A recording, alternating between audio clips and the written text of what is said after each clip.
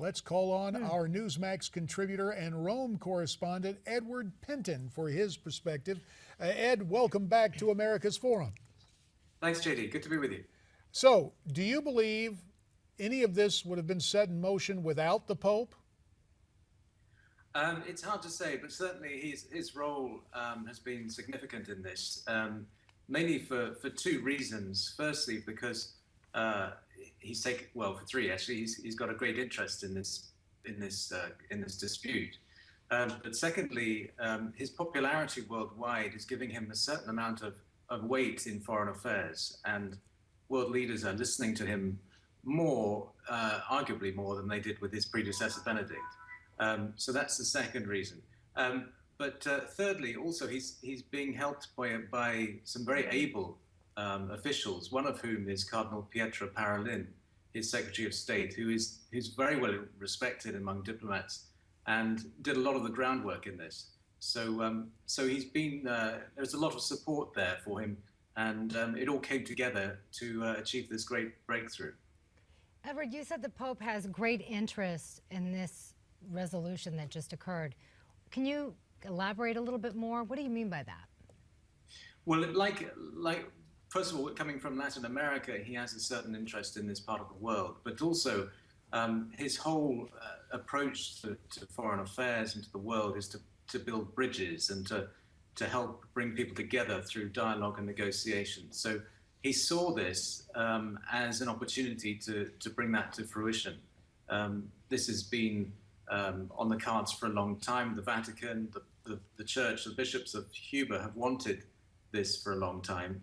And I think Pope Francis saw this as an opportunity to see that come to fruition. So again, it all seemed to come together for him.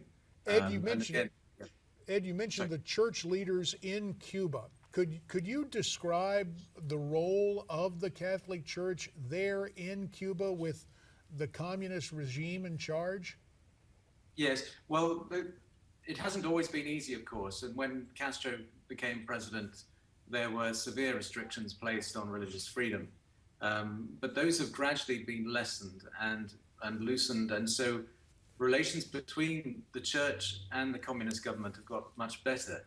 And they've always seen the way forward as lifting the embargo and lifting the cut in diplomatic ties and re-establishing them. And that's become stronger over the years. Certain landmarks, of course, happened, first of all, in 1998 when John Paul II visited Cuba, and then again in 2012 when Benedict visited. And each of these visits have gradually paved the way towards much better relations between the church in Cuba and the government. Also, the government in Cuba has become less hardline, and that's also helped, of course. Edward, how common, though, is it for the Vatican to become the sort of middleman in international conflicts? It's a good question. Much more common than one might think. The Vatican does a lot of this kind of work behind the scenes, but it's obviously not seen. It's done in secret, or it's done very low profile. And so they try to keep these things quiet, but just help things along and try and persuade different sides within nations to come together and resolve disputes. Cardinal Parolin, the Secretary of State, who did played an important role in this resolution, has done quite a lot over the years in this regard.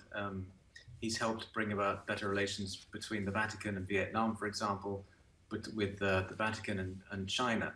But beyond the Vatican, he's helped other nations to help resolve their tensions and disputes as well, such as in East Timor. He did some work, and most memorably, in fact, in 2007, he helped. He's quite instrumental in helping to release 15 British Royal Navy personnel who were captured by Iranian forces. That was something that he did behind the scenes, obviously with the help of Pope Benedict. But these are all things which happen very quietly. Well, they may happen quietly, but they certainly tend to raise a ruckus or amp up the volume when they do take place. this latest initiative, part and parcel of that, with the president wanting now to open diplomatic relations with Cuba. Ed Pentin, our Newsmax contributor in Rome, we thank you so much for checking in via Skype. And America's Forum will continue right after this.